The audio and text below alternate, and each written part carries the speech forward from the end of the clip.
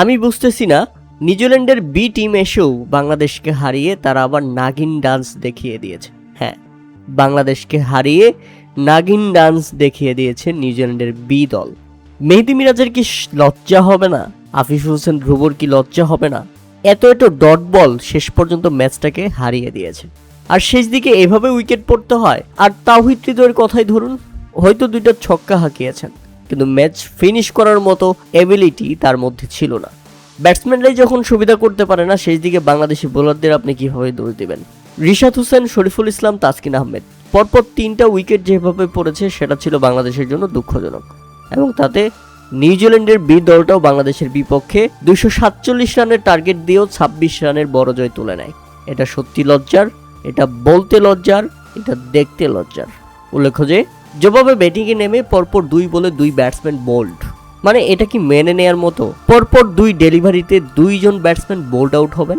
প্রথমটা ওপেনার তানজিদ হাসান তামিম, এরপর উইকেটে এসে ওয়ান ডাউনে ব্যাটিং করতে এসে প্রথম বলেই গোল্ডেন ডাক এবং বোল্ড নাজমুল হোসেন শান্ত।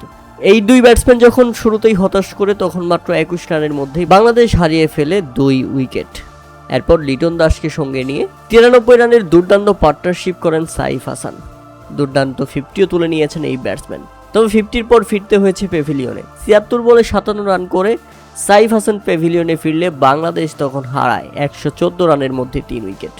সাইফ হাসানের পরপরই ফিরেছেন লিটন কুমার দাস। দলীয় 132 রানের মাথায় 68 বলে 46 রান করে বোল্ড হয়ে ফিরে গেছেন এই ব্যাটসম্যান।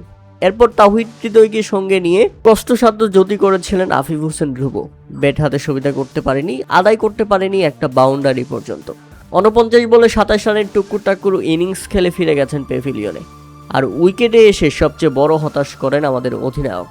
14 বলে 6 রান করে উইকেট কিপারের পেছনে ক্যাচ তুলে দিয়ে, অর্থাৎ দেখে মনে হয়েছে তিনি নিউজিল্যান্ডের উইকেট কিপারকে ক্যাচ শেখাচ্ছেন।